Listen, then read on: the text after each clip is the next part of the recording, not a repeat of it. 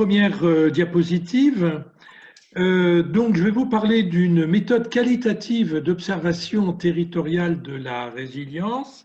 Il ne s'agit pas de répondre à toutes les questions comment qui ont pu être présentées, posées aujourd'hui, mais on va parler de la matrice de résilience de Linkoff, qui est une méthode qui se démarque d'autres méthodes d'approche de la résilience qui sont quantitatives.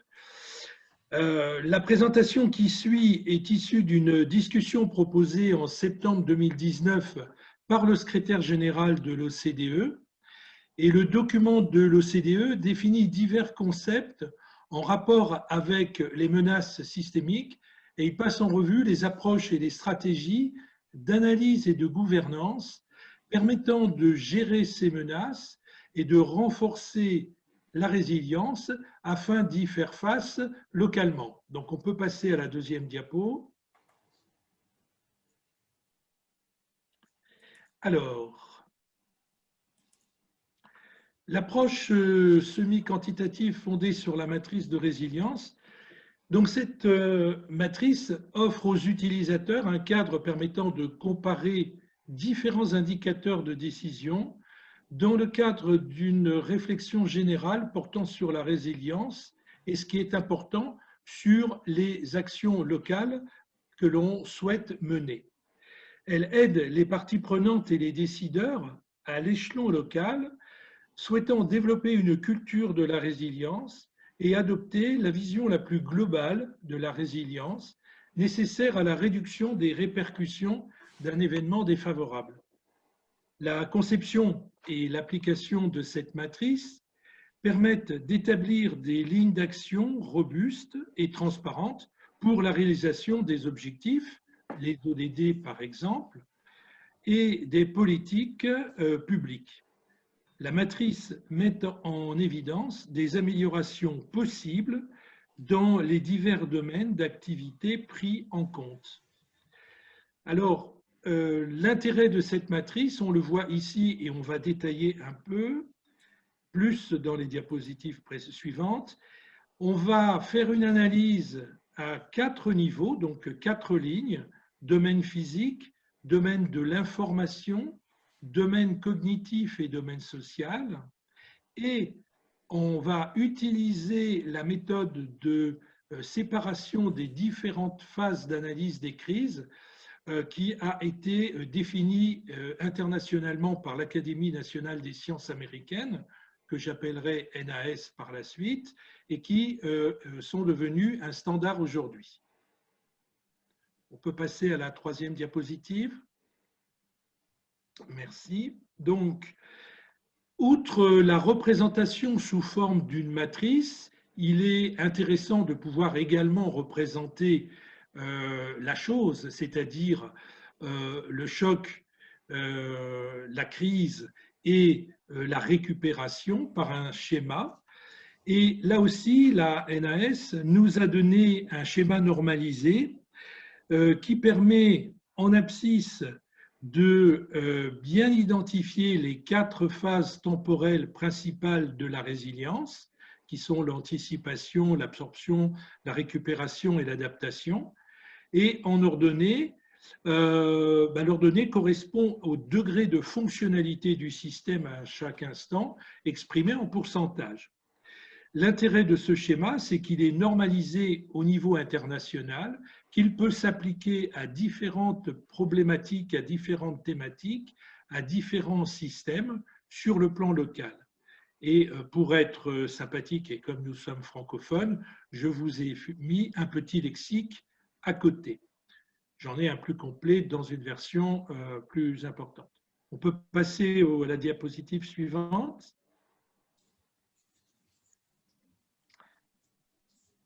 Alors, vers une approche territoriale, donc il y a un concept de base, concept d'agilité du système. On parle également de fonctionnalité et on va détailler un petit peu les 4 domaines d'observation de la résilience que nous avons vus au niveau de la structure générale de la matrice. Au-delà des 4 stades de la résilience définis par la NAS, la dimension spatiale de la résilience implique d'examiner comment la perturbation subie par un système peut avoir des conséquences sur les autres systèmes, y compris sur ceux qui n'ont pas de lien direct ou apparent avec le premier. Ça, c'est très important puisque c'est la seule méthode qualitative qui permet d'avoir cette approche. Alberts et Heiss ont défini 4 domaines opérationnels en réseau qui sont déterminants pour définir et analyser l'agilité d'un système. Et par agilité du système, on entend aptitude à prendre en compte, à gérer et ou exploiter les changements de circonstances. C'est-à-dire que lorsqu'il va y avoir un aléa qui va perturber le fonctionnement d'un système, pensons au Covid-19 actuellement qui perturbe profondément notre économie, on va pouvoir analyser et comprendre les différentes composantes qui permettent d'aboutir et d'espérer un changement futur du système. Alors, il n'est pas possible d'atteindre un niveau de résilience sans prendre en compte les 4 domaines. Alors, pour vous les préciser un peu, le domaine physique, eh bien, ce sont les capteurs d'information, l'infrastructure, les équipements, l'état et la capacité d'un système. Le deuxième plan d'analyse, c'est celui de l'information. On va créer de l'information, on va la manipuler et on va stocker les données. Le troisième plan d'analyse, c'est le plan cognitif, comment les choses sont comprises, je dirais représentées, le modèle de pensée, les préjugés et les biais de valeur éventuels que l'on ne pourra pas éliminer, mais qu'il convient de pouvoir analyser et prendre en compte. Et le quatrième plan d'analyse, le plan social, avec l'analyse des interactions, la collaboration et la synchronisation entre les individus et les entités. Donc, on voit que la matrice d'analyse de résilience va très au-delà des calculs d'indices de résilience que l'on pouvait avoir avec d'autres méthodes plus quantitatives ou statistiques. Là, on rentre vraiment dans les besoins et dans la réalité locale. Diapositive suivante. Là, je vais vous donner donc un petit exemple pour que ce soit peut-être un peu plus concret. Et je commencerai par préciser que si la résilience s'analyse en 4 étapes de base, parfois, peut-être malheureusement, il peut y en avoir une ou deux de plus, par exemple avec des répliques de l'aléa ou encore avec un rebond post-aléa. Je vous présente un graphique, oui, il est affiché, un graphique ici qui correspond au taux d'accroissement annuel du nombre de visiteurs non résidents en Tunisie depuis 1990. Je ne me suis pas présenté, mais vous vous souvenez que je suis un spécialiste des comptes satellites du tourisme et du développement touristique, notamment en Afrique. Après une longue phase de croissance forte et continue de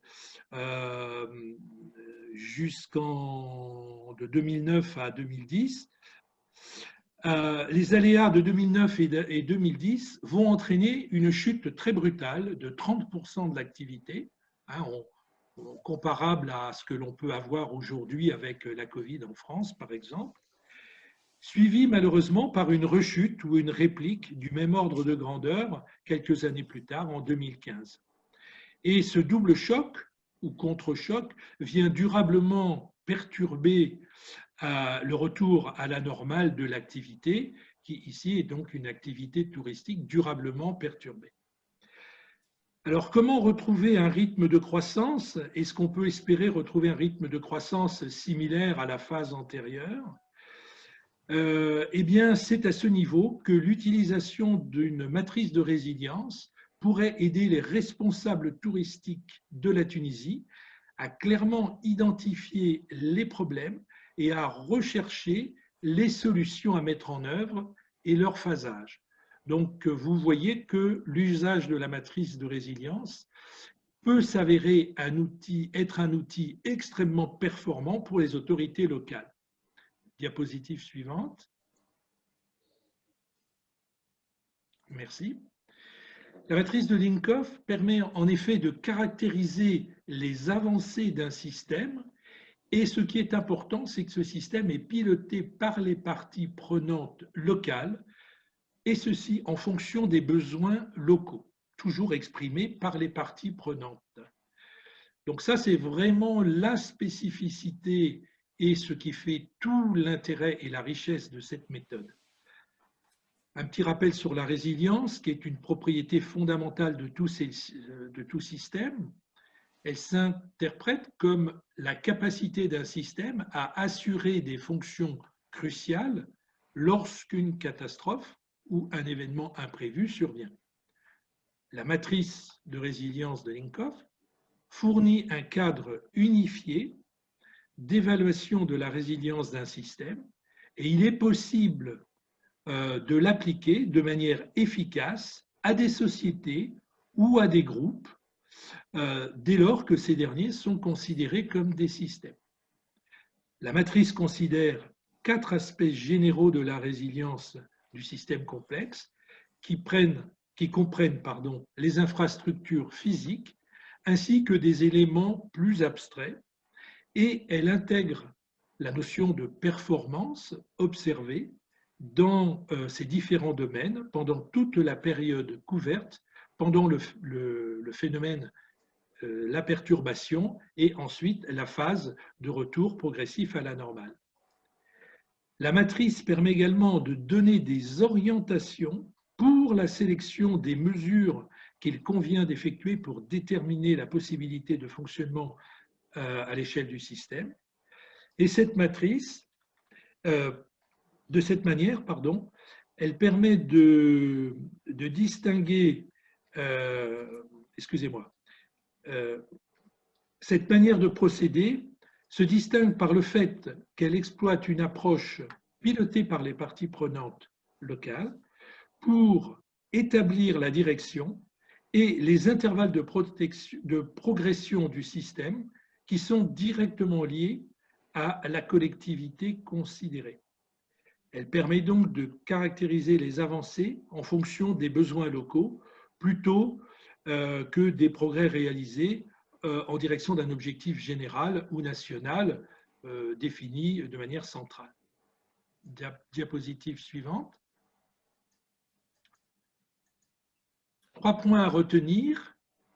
La méthode de la matrice d'Igor Linkoff s'applique de manière efficace à toutes les sociétés, organisations ou groupes dès lors que ces derniers sont considérés comme des systèmes.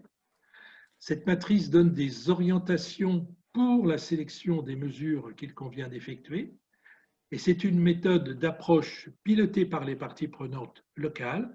Elle permet de définir et de suivre les avancées en fonction des besoins locaux.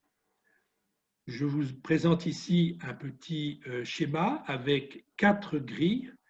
Vous voyez que pour représenter les paramètres, on est dans le domaine qualitatif, on a 2 choix. Soit on représente un code couleur, ici avec 5 niveaux, soit on peut donner une valeur, ici par exemple, une valeur de synthèse de 1 à 5. Il te reste 2 minutes, Jean-Marc, s'il te plaît. D'accord, oui, j'ai presque fini. Dans les temps. Super.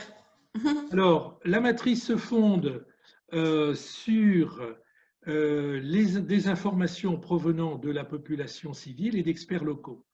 Pour l'utiliser du mieux possible, il importe de réunir un groupe de représentants et de collectivités chargés d'entreprendre l'opération d'évaluation. Ces derniers doivent être spécialisés en connaissant bien la collectivité, par exemple des membres locaux des services de gestion des interventions d'urgence, de développement de proximité, de la gestion des menaces locales et d'autres parties prenantes soucieuses d'assurer le bien-être général de la population locale, qu'elle soit publique, privée, ONG, d'enseignement ou autre. Chaque cellule de la matrice donne une indication de la performance de la fonction nécessaire du système qui est considéré. On est donc dans le cadre d'une approche fonctionnelle. Au lieu d'intégrer une série de valeurs arbitraires, la matrice permet d'enregistrer des données établies sur la base d'une expérience locale, données qui fournissent des indications pertinentes sur le problème de la collectivité et sur la manière dont elle souhaite le résoudre. La collectivité garde donc la main. Les indicateurs, bon, il y a un certain nombre de caractéristiques. On pourra prendre la modularité, la dispersion, la redondance, la souplesse, l'adaptabilité, l'inventivité, la robustesse, la diversité, l'anticipation, le retour à l'information, le retour d'information, etc. Et les compléter avec un certain nombre d'attributs. La matrice peut utiliser les données les plus faciles à obtenir et les plus importantes pour la collectivité, que ces données soient numériques, discrètes ou continues, ou quantitatives. Donc là, je ne vais pas avoir le temps de développer ce schéma. On affine l'analyse en... Tu peux passer aux diapositives suivantes, s'il te plaît, rapidement. Voilà. On peut donc faire une analyse des différentes phases d'absorption et de récupération ou des deux autres phases de préparation ou de planification des différentes étapes de la résilience, définir des codes couleurs pour voir les points qui sont critiques pour la collectivité locale.